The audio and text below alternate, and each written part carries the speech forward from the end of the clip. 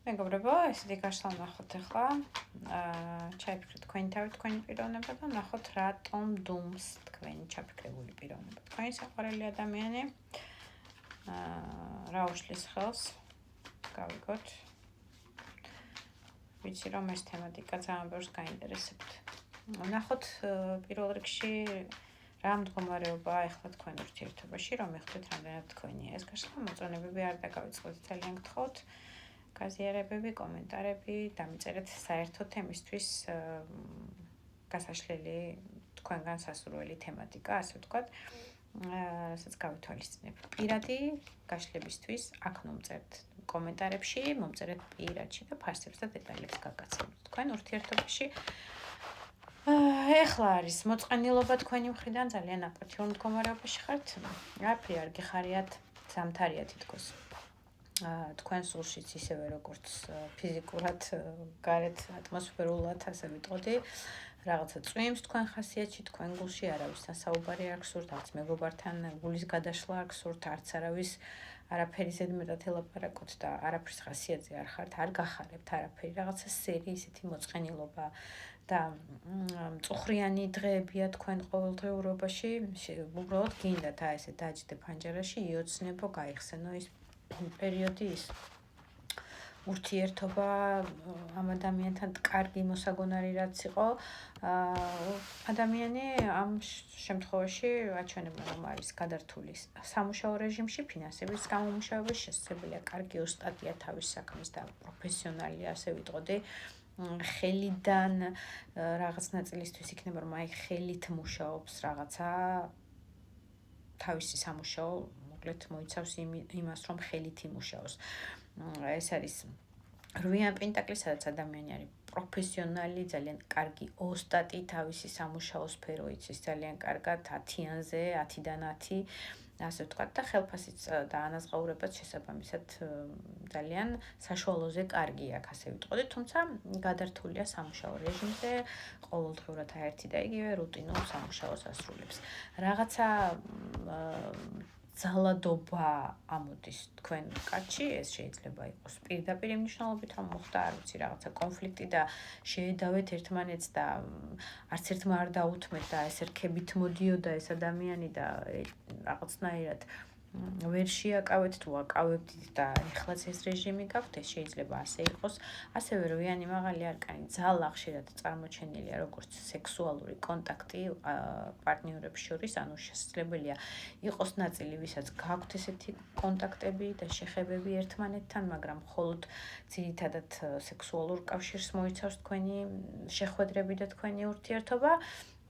ასევე შეიძლება იყოს ნაწილისთვის, სადაც რაღაცა პაუზა გაქვთ, შეჩერებულია ურთიერთობა და კონტაქტზე ბოლო პერიოდში ყოველ შემთხვევაში არ გამოდის, სადაც გჭირდებათ დიდი ძალისხმევის მიმართულება და მიმართვა იმისთვის, რომ თავი შეიკავოთ, რაც გასხავთ ესე, როგორც ამ ხარს ორთქლი გასდის, რომ არა ამოგასხათ და არ მიაძახოთ და არ მიწეროთ, არ დაურეკოთ, არ შეამკოთ, ასე ვთქვათ, იმ ემოციური ფონით, რომელიც თქვენ გაქვთ მასთან დაკავშირებით, ახლა აჩვენებენ, რომ ადამიანი არის ციკლურ მდგომარეობაში თქვენთან ურთიერთობაში. ეს არის პირველი ასე ვთქვათ, დაშორება შერიგების მომენტი და ასეთი ხდება პერიოდულად სულ პირველი არ ყოფილა, ანუ და არც ბოლო არ არის ამ კარტით იმასაც გეტყვით, ადამიანი არის ციკლურ მდგომარეობაში. ერთი და იგივე წავა, მერე ვერძლებს უთქვენოთ, უნდა მობრუნდეს, უნდა შერიგდეთ, უნდა განახლდეს თქვენი სექსუალური შეხვედრები, კონტაქტები, არ ვიცი, რაღაცა ისევ გაგაბრაზებთ, მერე ისევ რაღაცა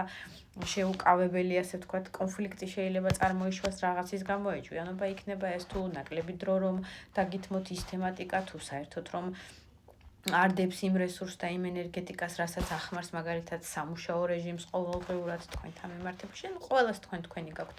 ბევრი ხართ ამ ვიდეოს მაყურებელი და აღარ ჩამოთვლი ყველას თქვენი გეკნებათ, მაგრამ ყველა ვარიანტი ეს არის პირველი და უკანასკნელი თქვენი დაშორება ბედის ბორბალით ისევ მოbrunდება, ისევ შერიგდებით, ისევ რაღაცა, ისევ ერთი და იგივე ასეთი ციკლურ მდგომარეობაში იმყოფება თქვენი ურთიერთობა.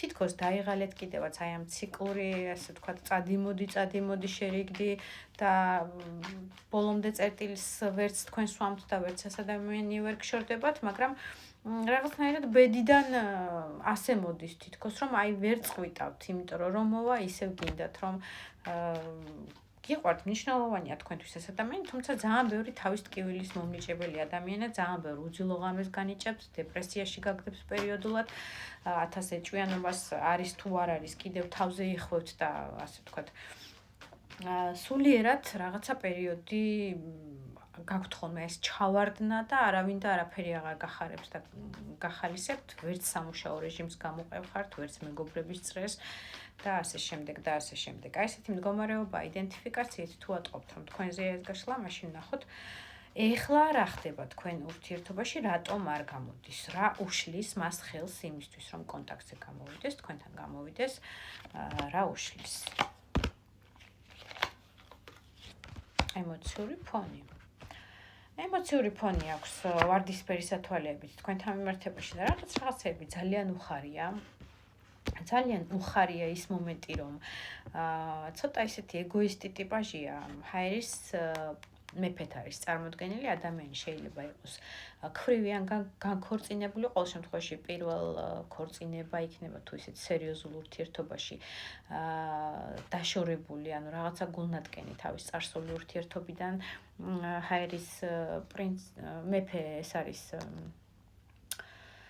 ტყუპები, სასწორი და მერწყულის ნიშანი, ჰოროსკოპით თუ ვიტყვით, მაგრამ არ არის აუცილებელი, შეიძლება ადამიანი ორგანოების თანამშრომელი იყოს, შეიძლება ასევე იყოს ექიმი, ასევე იყოს ძალიან კარგად მენტალურად განვითარებული ადამიანი, რომელიც არა მხოლოდ ხელით მუშაობს რაღაცეებზე და გამოიმუშავებს თავის პინტაკლს, ასე ვიტყოდი, ყოველდღიური ერთი და იგივე სამუშაოთი, შეიძლება რეცეპტებს წერს, შეიძლება შეფ-პოვარია და ხელით მუშაობს. ყოველ შემთხვევაში მისი ხელები, მისი ოსტატობის ერთ-ერთი ისეთი ოქროს ხელებიანი ადამიანია.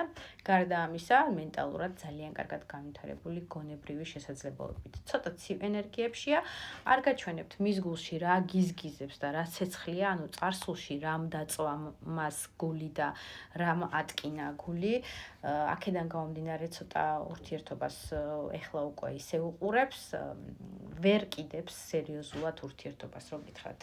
მაინდა-მაინც ხელს ვერ უდებს, ასე ვთქვათ, გულს, რაღაცა შიშები აქვს წარსულიდან გამომდინარე, ემოციური ფონიდან გამომდინარე, დიდი ალბათობით ადამიანი დაოჯახებული იყო და რაღაცა ღალატს ჰქონდა მის წარსულ ცხოვრებაში ადგილი, ძალიან დიდი პროცენტისთვის იქნება ასე, რომ ღალატის და ეჭვიანობის თემატიკის გამო დაკარგა პირველი, ასე ვთქვათ, ყველაზე ძვირფასი პარტნიორი წარსულ ცხოვრებაში.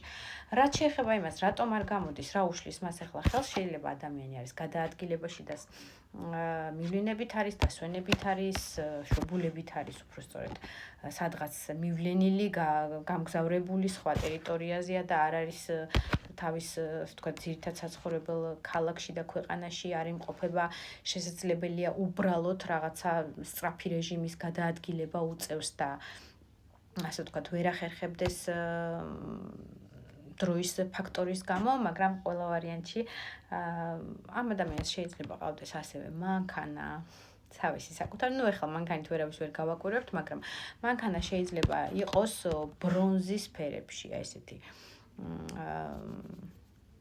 ასფალტის ფერი, სერი ფერი, მუქი მოშაოსკენ, აი რაღაცა ესეთი უფრო თაგვის ფერებში, უფრო მიწის ფერებში მისი მანქანის მდგომარეობა, მაგრამ არ არის ყველასთვის აუცილებელი, უბრალოდ ადამიანი არის გადასული თავისი ემოციური კმაყოფილების მომენტზე. ეხლა მას უნდა რომ რაღაცა ბავშვურ პოზიციაშია, რომ მე ესე მსიამოვნებს და მე ესე გავიხარებ, მე ესე, არ ვიცი, ჩემთვის მარტო ვივლი და ჩემ ემოციურ ფონს დავიკმაყოფილებ, რამდენ ხანში გამოვა თუ არა საერთოდ. რაღაცა კონფლიქტით გამოვა, რამდენ ხანში? ადამიანი აჩვენება, რომ თვითონ წავიდა და თქვენ არ მიგიციათ ამის შანსი, ცოტა გაუგებარია მისთვისაც, იმიტომ რომ ბევრი ბურსია თქვენ მომავალ ცხოვრებაში, სადაც აჩვენებენ, რომ ადამიანი წავიდა, მაგრამ აუცილებლად დაბრუნდება, იმიტომ რომ მისთვის საყვარელი ქალბატონი ხართ, მისთვის ემოციური ფონი ხართ, რომელიც უკვე ვთქვი, რომ პირველი არ არის და ბოლო არ არის თქო, ისე სულელურად მოვა და გამოჩნდება რაღაცა პერიოდში. ვიღაცისთვის 9 დღე შეიძლება იყოს, ვიღაცისთვის 9 კვირა.